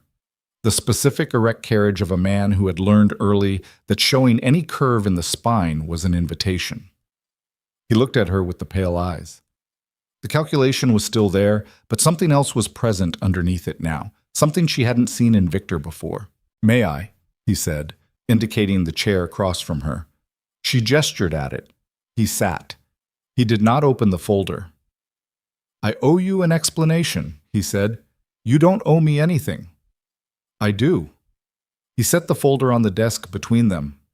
"What I told Mace's contact was framed as an internal compliance concern, a suggestion that the acquisition timeline had financial irregularities that warranted a delay. I did not tell him to threaten you. I want you to know that." Evelyn looked at him. "But you gave him the opening." "Yes." "You handed a man who operates through threats a piece of information about Nikolai's personal life and his business exposure simultaneously. You gave him the equation." Victor's jaw moved fractionally. "Yes, I did." "Why?" He was quiet for a moment. Not the measuring quiet, the actual kind, the kind that means someone is deciding how true to be. "Because I watched him lose someone once before," he said. "A long time ago, before any of this was built. There was a woman, not like this, not the same, But he made decisions from that place, and it cost him everything he'd built at the time. Took him 4 years to rebuild. I was there for all 4 years. He looked at her steadily. I thought I was preventing that, by doing to him what you were afraid would happen to him. Victor looked at the desk. Something in his face moved that was not professional, not calculated, not any of the things his face usually was. I was wrong, he said. It came out simple and flat, not performed. I have made one very large error and a number of smaller ones, and the large one is that I decided I could see further than he could. I couldn't. Evelyn looked at this old, careful, frightened man across the desk and thought about the geometry of loyalty that goes wrong. How love and control can live in the same action. How the impulse to protect and the impulse to dominate can come from an identical place and arrive at entirely different destinations. What are you finding on Mace? She said. His expression shifted back. Not to the flat calculation, but to something more tired. More than I'd like. He moved faster than we expected after the leak. He's been positioning in the Newark corridor for 6 weeks, before I made contact with his associate, which means he already had intelligence on the acquisition from another source. He paused. We have a second leak. Not me. Something older. The cold came back. Someone inside Nikolai's organization. Someone with access to the acquisition framework from the beginning, before you were involved. Who? Victor opened the folder. He turned it toward her, and she looked at the name on the first page, and the cold moved all the way through her and kept going. Goate. Nikolai was in the East Wing when she found him. A room she hadn't been in before, smaller than the study, with maps on one wall and a table covered in documents, and 3 men she didn't know standing around it. He looked up when she came in, and something in her expression made him say 2 words to the men, who filed out with the economical movement of people accustomed to being filed out. She told him what Victor had found. She watched it hit him. The stillness went rigid first, the total freeze of a person whose processing has outrun their physical response. And then something came through the rigid and made it something else entirely. She had not seen him angry before, genuinely angry, and this was it. Not loud, not explosive, but a temperature change in the room, a quality to his stillness that was like the stillness of something structural under extreme load. How long, he said. Victor thinks 14 months, possibly longer. The shipping contracts in Q4, the Baltimore port deal. Possibly. He turned away from her toward the window. His hands were at his sides. She watched the tendons in the back of his right hand stand up and then flatten as he controlled something. I trusted him with everything, he said. She said nothing. I made him. He didn't mean Victor. She knew who he meant. I took him out of a situation that would have killed him, and I gave him everything he has, and he stopped. Put one hand on the window frame. 14 months. Nikolai, how much did Mace get? Victor is still quantifying, enough to understand your full operation structure, enough to know the Newark acquisition was the main strategic move for the year, enough to position against it. He turned. His face had reassembled into something controlled, but the control was different now. Not engineered, not managed, but decided. The face of someone who has moved from processing to resolution. Mace is going to make a move, not just on the acquisition, on the territory. He's been positioning for 6 weeks, and he now knows I know, which means the window is closing. When? Tonight, tomorrow at the latest. He crossed to the table, began moving through the documents with a focused speed. He'll hit the port operation first. It's the most exposed. If he can disrupt the Baltimore contracts while the Newark deal is suspended, he cuts the Eastern corridor completely, and I'm rebuilding from nothing. She stepped forward. What do you need? He looked up at her from the table. I need you away from here. That's not what I asked. Evelyn, I'm not going to sit in a room while this happens, she said. Her voice came out harder than she'd intended, and she didn't adjust it. Tell me what you need, from me specifically. I know this acquisition better than anyone in this building. Use that. He looked at her for a long moment, the gray-green eyes, all the winter in them. Then, the restructuring frameworks you are building today, can you complete them by tonight? Full documentation? Board ready? Yes. And the risk disclosure for Hale. Clean, complete, nothing omitted. Done by 6. If I can get that to Hale tonight, before Mace approaches the board, Then the Newark corridor is documented and disclosed, and any play Mace makes against it looks like interference with a legitimate restructuring, not predatory acquisition. He held her gaze. It doesn't stop him, but it closes one door. I'll have it by 5, she said. She had it by 4:47. She was printing the final pages when the security system made a sound she hadn't heard before.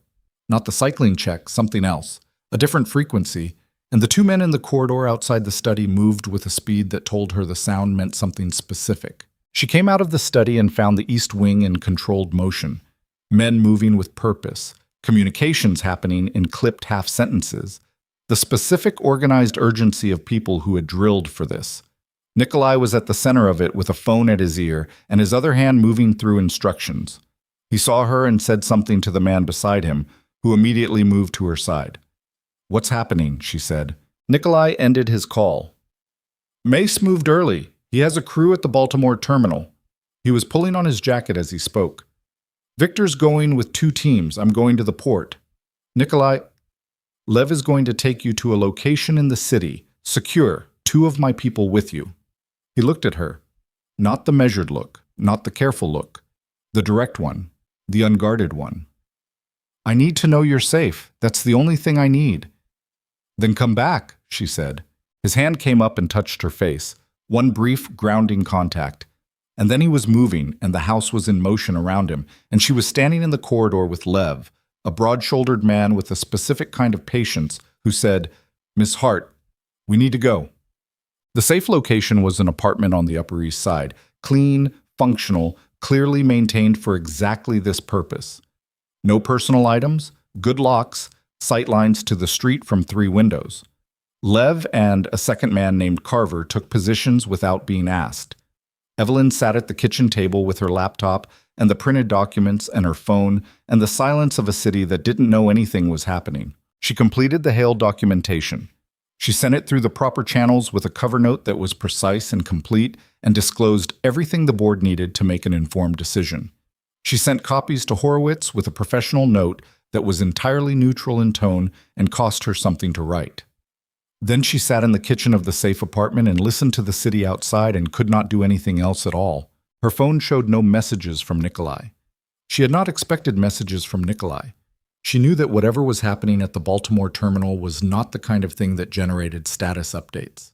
She knew this and still looked at her phone every 4 minutes with the specific compulsion of a person who cannot stop checking for information they already know isn't coming. At 9:17, her phone rang. Unknown number. She looked at it, looked at Lev in the doorway. He shook his head fractionally. Don't answer, she answered. Ms. Hart, the unhurried voice, professionally warm. I hope you're comfortable. She kept her voice level. Mace, I want to be very direct with you because I think you're a direct person. A pause, the sound of an interior space behind him, the low ambient noise of a building. Nikolai is at the Baltimore terminal right now making a decision that's going to cost him significantly. The decision he should be making is a different one where we talk like businessmen and nobody loses anything they can't afford to lose. But he won't make that decision because he's not thinking about business right now. Why are you calling me? Because you're the reason he's not thinking about business, Mace said. And because I think if you understand the full picture, you might help me give him a reason to stop. She said nothing. There's a car outside your building, Mace said. I'd like you to get in it. We'll talk for 30 minutes, and then you go wherever you'd like, and this ends cleanly. Another pause. Or I make a call, and the Baltimore situation becomes significantly more complicated for the people Nikolai brought with him. The kitchen was very quiet. Lev had straightened in the doorway. He had heard enough. She could see it in his face, the shift from patient to alert, the hand moving toward his jacket. She thought about 30 seconds of things in the specific compressed way of someone making a decision with incomplete information under time pressure, which is the only way decisions like this ever get made. She thought about Victor's voice. I watched him lose someone once before. It cost him everything he'd built. She thought about Nikolai's hand on her face in the corridor. That's the only thing I need. She thought about a woman who had spent 4 years being the person nobody forgot because nobody remembered her, who had come to a party on someone else's invitation and taken a wrong turn and ended up here, in a kitchen in the Upper East Side with a man named Mace on the phone and a man named Lev in the doorway, and the full weight of something she had not planned for pressing down on every calculation she tried to run. "Don't," Lev said, low and hard. "Miss Hart, don't." She looked at him. "I'm going to get in the car," she said into the phone. "Evelyn," she ended the call, stood up. Lev was already moving toward her with his hand out, the expression of a man who understood what she was about to do and was going to physically prevent it if he could. "He'll hurt them," she said. "Nikolai, Victor, the men at the terminal, you know that. I know that. And I know that Nikolai will make the wrong choice. Every time, in every version of this, if it's between the work and me. So I'm removing the variable." Lev looked at her with the flat, specific expression of a professional who has just encountered a situation that is outside his operational parameters. "If you walk out that door, call Nikolai," she said. "Tell him exactly what happened and exactly where I'm going. Don't let him make a decision before he has the information." She picked up her jacket. Her hands were steady, which surprised her. "And tell him I'll be fine." Lev pulled out his phone. She could see in his face that he did not believe she would be fine, and that he was going to call Nikolai, and also that he understood, on some level, that she was right about the calculation, that Nikolai would burn the terminal and the operation and the corridor and possibly the entire eastern seaboard if he thought she was in danger, and that this was the specific liability Mace had been engineering toward since the beginning. She walked to the door. The car was there. Black, unmarked, the back door already open. She got in. The door closed. The city moved past the windows as the car pulled into traffic, and she sat in the dark interior and kept her breathing deliberate and even and counted the turns the way she'd read somewhere you were supposed to, left on 73rd, right on Lex, south toward the bridge, and thought about the 30 minutes Mace had promised, which she did not believe was 30 minutes, and thought about the documentation she'd sent to Hale at 4:47, which was already in the system and could not be pulled back regardless of what happened next, and thought about the fact that this was the most frightened she had ever been in her life, and that she had gotten into the car anyway. The car crossed the bridge. The city fell behind. The driver said nothing. She looked at her phone, one bar of signal, dropping, and typed a single message to Nikolai before it was gone. "The documentation is sent. Whatever happens, the work is done. Come back." The signal dropped. The car turned onto a road she didn't know, toward a dark complex of buildings near the waterfront that smelled of salt water and diesel and rust, and the headlights swept across a figure standing at the entrance. Mace, in person, smaller than his voice had suggested, with 3 men flanking him and the specific posture of someone who has been waiting and is not surprised to see her. And behind her, somewhere across the water, she knew with a certainty she couldn't quantify that Lev had reached Nikolai, that Nikolai had heard the words, and that everything that happened next was going to happen at a speed and a scale that no amount of financial modeling had prepared. The waterfront complex was 3 buildings arranged in a loose triangle around a central yard. Old warehouse architecture, brick gone dark with salt air, and decades of diesel exhaust, the kind of structures that had been built for industrial purpose and repurposed by people who needed space that didn't ask questions. Security lights on high poles threw hard shadows across the yard. The smell of the water was everywhere, cold and metallic. The smell of a river that had carried things it wasn't going to tell you about. Mace led her inside without touching her, which she noted. He was precise in the way of someone who understood that physical intimidation was a blunt instrument and that he had finer ones available. The 3 men with him moved with the contained readiness of people whose job was proximity and response, not conversation. One of them took her phone, held out his hand without looking at her, waited, and she gave it because the calculation on refusing was simple and wrong. The interior of the first building was a long, open space with high ceilings and a concrete floor and folding tables set up in the middle of it, the kind of improvised workspace that gets assembled and disassembled without leaving marks. There were 4 more men inside, 2 near the back wall, 2 near a side door. All of them tracked her entry with the same economical assessment she'd received at Nikolai's gala 4 months ago. Categorizing threat, finding none, filing and moving on. Mace gestured at a chair at the nearest table. She sat. He sat across from her. He was, as she'd noted from the doorway, smaller than his voice.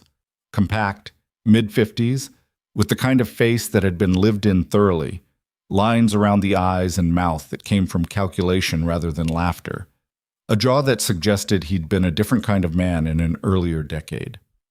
He wore a gray suit that was expensive and understated, the suit of a man who had stopped needing to announce things. "Thank you for coming," he said. "I didn't have a lot of choices." "You had one. You made it. That tells me things about you." He folded his hands on the table. "The documentation you sent to Hale this afternoon. I know you sent it. I want to know what's in it." She looked at him steadily. "Full risk disclosure on the Newark acquisition, the asset corrections, the covenant breach probability, the restructuring framework, everything the board needs to make a clean decision." "Does it disclose the nature of your relationship with Voss?" "My relationship with Voss is professional. The documentation reflects that." Mace looked at her for a moment. "You're not what I expected," he said. "I expected someone who'd been swept up in something she didn't understand and was managing it by staying useful." "That's a reasonable assumption. It's wrong, though." He tilted his head fractionally. "You understand exactly what you're in. You've understood it since the beginning. You're just not afraid of it the way most people would be." "I'm afraid of it," she said. "I'm just not going to let that be the thing that decides what I do." He studied her. Outside, somewhere across the yard, a door opened and closed. One of the men near the back wall shifted his weight. "Here's what I want," Mace said. "I want Voss to pull back from the Baltimore terminal tonight. I want the Newark corridor left open for a competitive restructuring, not handed to Voss, not blocked, open.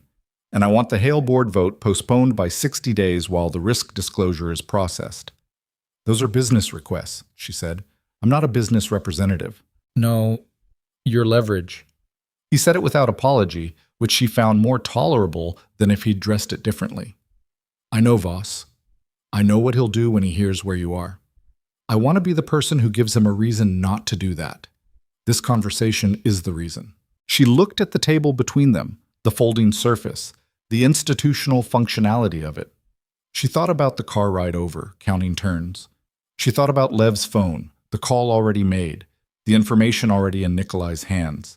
She thought about the message she'd sent from the bridge. Whatever happens, the work is done. And what she'd meant by that, which was not resignation but a specific kind of clarity, the kind you reach when you've removed everything optional. "Nikolai is not going to pull back from Baltimore," she said. "Not if I don't give him a reason." "Not with any reason," she said. "You called him and told him I was a variable in his business decisions. You made me a threat-adjacent object. He's not going to negotiate from that position. He's going to come here." Mace's expression moved slightly. "That would be unwise." "I know." She looked at him. "Which is why I got in your car. Not to give you leverage. To be here when he arrives, so he doesn't make decisions without information." A long silence. One of the men near the back wall said something low to the other. Mace's eyes had not left her face. "You came here to manage him," Mace said. "I came here because two groups of people I care about were about to collide in a terminal in Baltimore over a business dispute that has a negotiated solution, and someone needed to be in the room before that happened." She held his gaze. "I'm in the room." It happened at 11:43. She heard it before she saw it. A change in the sound of the building, the specific acoustic shift of a structure that has more people in it than it had 3 minutes ago. And then the side door came open hard, and Carver was through it first with 2 men she didn't know, and Lev behind them. And the 4 men inside the building did the calculation in approximately 1 second and made the correct decision, which was to raise their hands. Mace stood. Nikolai came through the main door. He was not composed. She had seen him composed for 4 months, had come to understand it as his primary mode, the engineered stillness, the controlled surface. And this was not that. This was what was under it, and it was considerable. His jacket was torn at the left shoulder. There was blood on the side of his face from a cut above his ear that had bled and dried and bled again, and he hadn't done anything about it. His eyes went directly to her with the speed of a man who has been moving toward one fixed point for hours and has now reached it. He crossed the room. She stood up. He put both hands on her face, which was not what she'd expected. Not an embrace, just his hands on either side of her face, checking her, running a fast inventory with his eyes at close range. "Are you hurt?" "No." "Did anyone?" "No." "Nikolai." She put her hands over his. "I'm not hurt." He held her face for another second, then dropped his hands and turned toward Mace with an expression that was the calmest thing in the room and also the most dangerous. Mace had not moved. His 3 men had assessed the room and were standing still, reading the same calculation everyone in the building was reading. This had passed the point where escalation produced useful outcomes. "We're going to talk," Nikolai said to Mace. "I assumed," Mace said. "Not like this." He looked around the room. The men, the tables, the industrial architecture of someone else's play. "Somewhere neutral, tomorrow morning, and you're going to come without whatever you think you have because what you think you have is already gone." Mace looked at him. "The Baltimore operation is secured. Your crew is unharmed and your equipment is unharmed and your contracts are intact." Victor walked them out of the terminal and left the corridor open. A pause. "I came here instead." Something moved in Mace's face. Not defeat. Something more complicated than that. The expression of a man recalculating a situation he thought he understood and finding the parameters have shifted. "You walked away from Baltimore." "I walked away from Baltimore," Nikolai said. "Yes." "For her." "For myself," Nikolai said. "She's the reason I understood the difference." The building was quiet. The security lights through the high windows threw their hard geometry across the floor. Evelyn stood beside Nikolai and felt the night settle around them both like weather that has finally decided what it's going to do. Mace looked at her, then back at Nikolai. "Tomorrow," he said. 8 a.m., the Meridian Club on Broad Street. "We'll be there," Nikolai said. "Wochas." Lev drove them back. She sat in the back seat and Nikolai sat beside her, and for the first 20 minutes neither of them said anything, which was the correct response to the kind of night that had just happened. The city moved past the windows, ordinary and indifferent, people on sidewalks and light through restaurant windows, and the city's total lack of interest in any individual emergency, one of its more reliable qualities. His hand found hers in the dark of the back seat. Not a gesture, just a placement, his hand over hers on the seat between them, and she turned her hand palm up and held it. "You got in the car," he said. "Yes." "Lev told me what you said, about the variable." "I was right." "You were right," he said. "I would have burned everything." She looked at the side of his face, the dried blood, the cut above his ear, the exhaustion in his jaw that was the exhaustion of a man who has been running on something other than sleep for 16 hours. "You need that looked at. It's fine. It needs to be cleaned. It could use a stitch or two." "Evelyn." "I'm looking at it, Nikolai. It needs—" "I know," he said. "I know." He turned his head and looked at her in the dim moving light of the city going past. "Thank you," he said. Not for any one thing. She understood this. For the evening, for the calculation, for the car, for the message from the bridge, for the documentation already sent, for 4 months of Sundays and corrected spreadsheets, and a woman in a navy dress who had walked into his study looking for a restroom and told him he overpaid for a painting. "Don't thank me yet," she said. "We still have a meeting at 8 a.m. Something that was almost a laugh moved through him. Not quite, too tired for that, but its structural cousin, the exhalation of someone who has just remembered that life continues past its crises, that the morning exists and will require things. "The Hale documentation," he said. "Already sent, logged and time-stamped. Whatever Mace tries to do with the board, the disclosure is already in the system. The restructuring frameworks. 3 scenarios, fully documented, board ready." She paused. "The deal is salvageable. Not on the original terms, but salvageable." He was quiet for a moment. "You did all of that today." "I was waiting," she said. "I needed something to do." He looked out the window. The bridge appeared ahead of them, the lights of it reflected in the black water below. "Victor," he said. "I know. He found the second leak. One of my operations managers. Been with the organization for 8 years. Mace had him for the last 14 months, he paused. "Victor found it in 6 hours. Because he knows your operation better than anyone." "Yes." "That doesn't make what he did acceptable." "No," Nikolai said. "But it makes him complicated, which he always was." A pause. "I'm not going to pretend the last 20 years didn't happen because of one catastrophic mistake." She thought about what Victor had said in the study. "I was wrong. The simple, unperformed quality of it." What are you going to do? He stays. Different role. Nothing that touches the personal architecture of my life. He runs operations. That's what he's best at. Nikolai paused. He'll hate the reduction. He'll accept it. How do you know? Because he loves you, she said, in the specific broken way that people who've confused protection with control love someone. He'll accept it because the alternative is losing you entirely, and he knows it. Nikolai looked at her in the back seat, dark. You've been thinking about this. I've been thinking about everything, she said. It's what I do.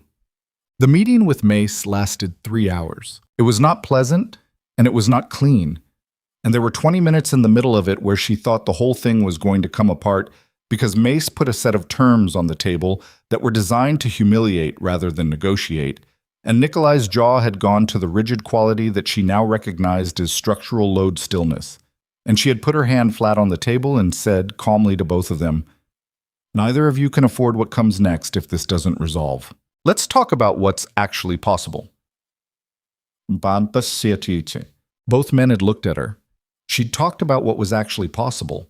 She had the numbers in her head, the restructuring scenarios, the corridor economics, the risk distributions, and she laid them out on the table at the Meridian Club with the same precision she'd have used in any conference room. And by the time she was done, the conversation had a shape that hadn't existed before she'd imposed one on it. The agreement that emerged was not a victory for either side. Mace retained competitive access to the Newark corridor. Voss retained operational priority on the Baltimore contracts. The Hale acquisition was restructured on terms that reflected the full risk disclosure, slower, with different covenant structures, but viable. Both organizations walked away with less than they'd wanted and more than they'd have had after 6 months of active conflict. Mace, on his way out, paused beside her. He said, without particular inflection, "You're wasted in financial analysis." "I'm exactly where I should be," she said. He left. Nikolai stood beside her at the window as Mace's car pulled away onto Broad Street.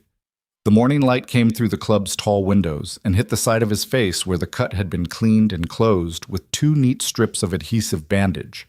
She had done it herself at the estate in the early hours of the morning, sitting on the bathroom counter with a first aid kit while he sat on the edge of the tub and held still with the concentrated patience of a man who had learned to tolerate necessary things. "Is it over?" she said. "This part," he said. "There's no version of this business where something isn't always beginning." "I know." She looked at the street below. February light, the city going about its ordinary business. "I meant, is the acute part over?" "Yes," he said. "The acute part is over." She let out a breath that she'd been holding in various ways for the last 18 hours. It left her body slowly from the chest down, the specific physical release of sustained tension finally receiving permission to end. Her hands, she noticed, were slightly unsteady now. Delayed response, the body presenting its invoice after the crisis had passed. Nikolai noticed. He took her hands in both of his, not dramatically, just held them until the unsteadiness passed. Spring came to the estate the way spring comes to places on the water. Not gradually, but in sudden decisions, the gray replaced by green, almost overnight. The cliff face below the house alive with something that had been dormant all winter and was now not. Evelyn had been at the estate for 3 weeks of April. Not continuously, she still had her apartment in Queens, still had her desk at Hargrove and Linden where Fitch had long since stopped pretending he understood her reporting structure. But the estate had developed the quality that certain places develop when you've been through something in them, the quality of being known. She was in the kitchen on a Sunday when Victor came to find her. He knocked on the kitchen door frame, which she'd noticed he'd started doing, the specific small courtesy of a man renegotiating his behavior in a space. She was cooking, something with fennel and white wine that smelled like the sea, and she turned down the heat and looked at him. He was carrying a folder, as always. He set it on the counter without opening it. "The Hale board voted this morning," he said. "The restructured acquisition passed, 14-1. She wiped her hands on a dish towel. "Good. The Q2 projections on the restructured terms are better than the original model," he said. "Significantly. Your covenant corrections. The new structure is cleaner." "I know." He nodded. He did not leave. He stood at the edge of the kitchen with the folder under his arm and the pale eyes doing the thing they did. except that the thing they did had changed. Not soft, Victor would never be soft, but less armored. The calculation still present, but no longer the only thing present. "I owe you an apology," he said, "a complete one, not the explanation I gave you in the study." She looked at him. "Victor, I put you in danger," he said. "Deliberately or not, I created the conditions for it. I made a judgment about your value to this organization and to him that was both wrong and not mine to make." He paused. The words were not coming easily. She could see it, the slight effort, a man translating something internal into a form that could be handed over. "You're not a liability. You never were." She held his gaze. "I know," she said. Then, because she meant it, "Thank you." He nodded once. He picked up the folder and left the kitchen, and his footsteps on the hardwood went down the corridor toward the study where he would spend the rest of Sunday doing what he did, which was know everything and manage it carefully and love imperfectly the person he'd devoted 20 years to. And she thought that this was probably as repaired as Victor would ever be, and that it was enough. Nikolai found her in the gallery that evening. She was standing in front of the Carlson, the storm seascape, the impasto waves, the painting that had been the first real thing they'd talked about, with a glass of wine in one hand and the particular quality of attention she only gave to things she was actually thinking about rather than looking at. 11.2, she said, without turning. "Still overpaid," he said. He came to stand beside her. "The market has moved," she said. "It's worth 13 now, so technically you're up 2. You checked." "I was curious." He looked at the painting, the storm in it, the waves caught mid-movement by a man trying to see everything while he still could. "I bought it because it looked like something that couldn't be stopped," he said. "All that water, all that force, and he caught it anyway." She looked at the painting. "He went blind 6 months after he finished this one." "I know. And he never painted again." "I know." Nikolai paused. "But this exists. Whatever happened after, this exists, and it's complete. That's not nothing." She turned to look at him. The evening light in the gallery came from the individual spots above each canvas, and it caught the edge of his jaw, the healed line where the cut had been, the gray-green eyes with their winter quality that didn't fully leave even in spring. He was looking at the painting, and she was looking at him, and she thought about a night in November when she had stood in this room for the first time and thought she was in the wrong place. She was not in the wrong place. "I've been thinking about the apartment," she said. He looked at her. "The Queen's apartment. It's sized for one person living carefully. I've been living carefully in it for 3 years." She looked back at the painting. "I don't think I need to live that carefully anymore." A silence that had warmth in it. "This house has more rooms than I've ever used," he said. "I know. I've counted them." "Of course you have. 14 not including the gallery or the study, 4 of which have ocean views." She paused. "The kitchen is good."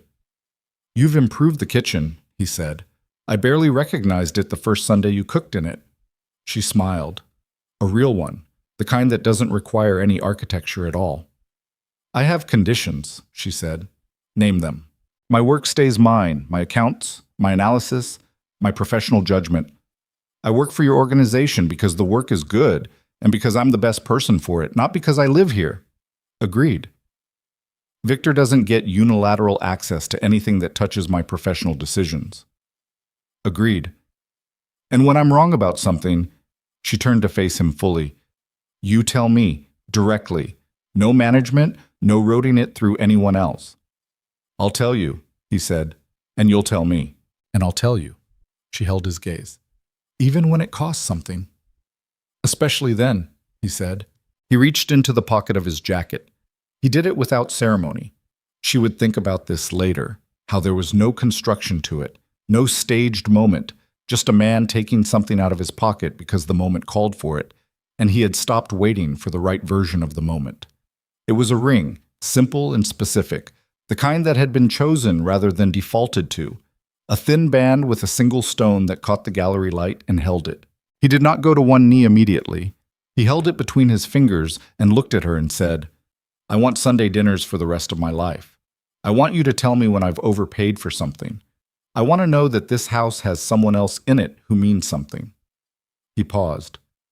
"I want to stop running an empire and start building a life. I don't know how to do that yet. but I want to learn it with you." She looked at the ring, she looked at him. She thought about the night 4 months ago when she had stood at this same window and thought that she was the wrong kind of person for this room. Too ordinary, too small, too much a person who ate lunch alone and lived carefully in a one-person-sized apartment. She was not that person anymore. She was not certain she had ever been that person. It was possible she had just been that person waiting for something that required her full size, and this was it. "Yes," she said. He put the ring on her finger. It fit. Of course it fit. He was a man who paid attention to things. And she looked at it for a moment on her hand, this small, specific object that meant a changed life. And then she looked at him, and he was already looking at her with the expression she had first seen in the gallery 4 months ago and had spent all the time since trying to name. She knew what it was now. It was the expression of a man who has been seen, not managed, not handled, not feared or performed for. Seen. The specific relief and terror of that. The way it changes you past the point of going back. She put her hand against his chest. His hand came up and covered hers. Outside the gallery windows, the estate's cliff dropped to the spring Atlantic, the water moving in its constant, unresolvable pressure, reshaping and reshaping itself without arriving at anything final, which was not failure, but just the nature of things that are alive. The gallery around them held its paintings in their individual lights, the Carlson with its caught storm, all that force held by a man who was losing his sight and knew it and painted anyway. "This exists," he had said. "Whatever happened after, this exists and it's complete." She thought that was true of most things worth doing.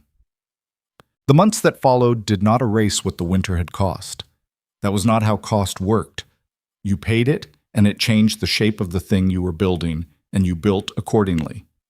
Nikolai began the long, unannounced work of restructuring the darker arms of his organization, not with a declaration, not with any stated intention that could be tracked or measured, but in the way of someone who has decided on a direction and is walking in it one decision at a time.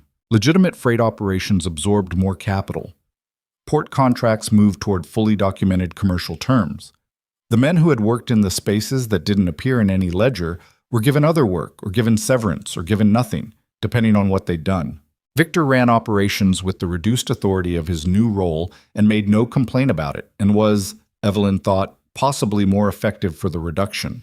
A man freed from the impossible task of protecting someone from themselves returned to the thing he was actually built for, which was knowing how systems worked and making them work better. Celeste Moreau came to the engagement dinner that summer.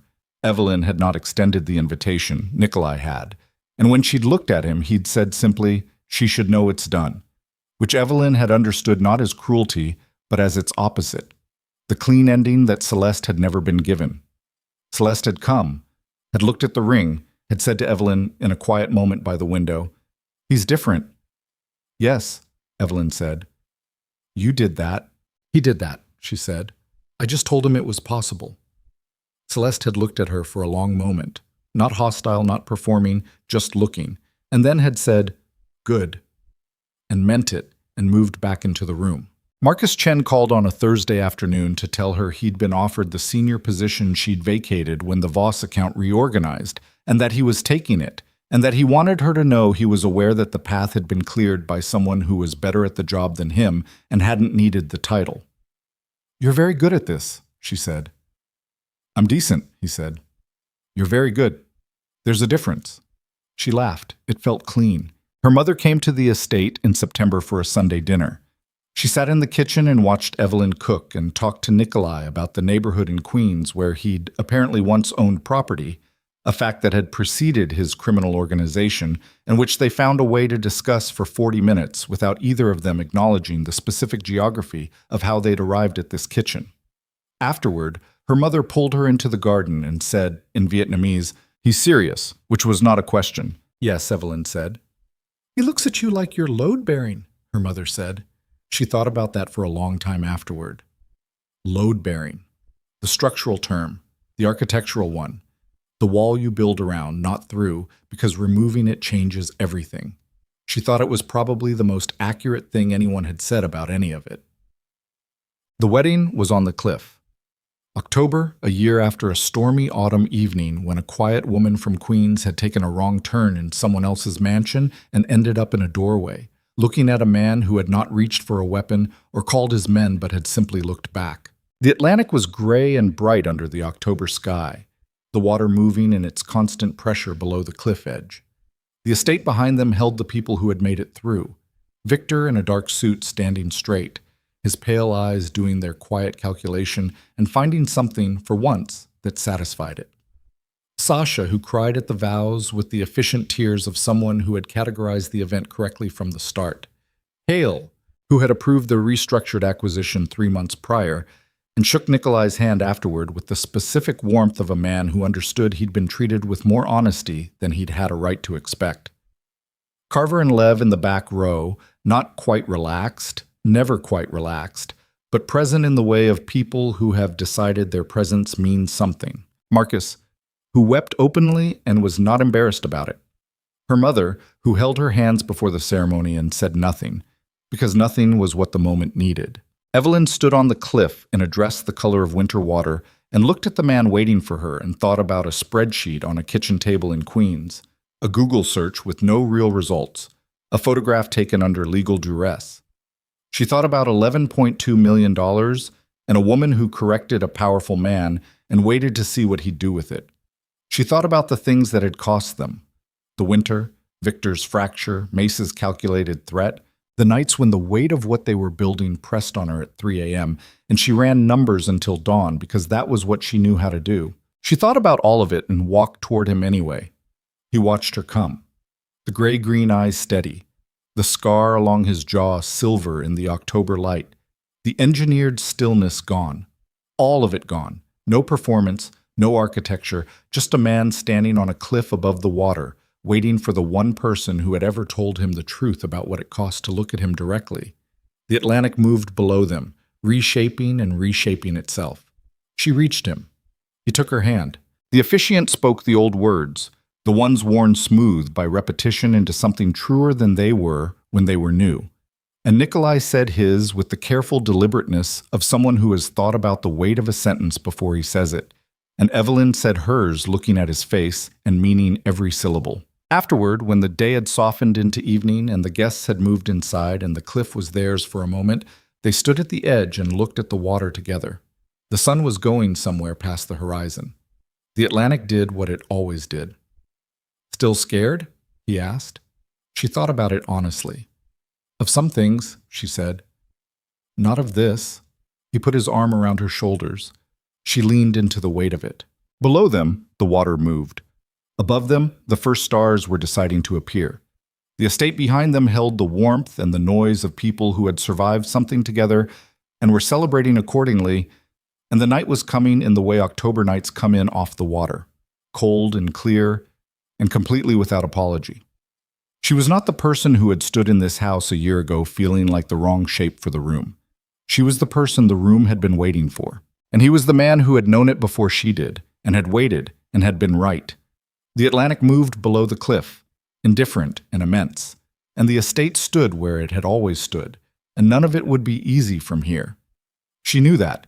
He knew that. They had both paid enough to know it clearly. But the knowing was not the obstacle. It never had been.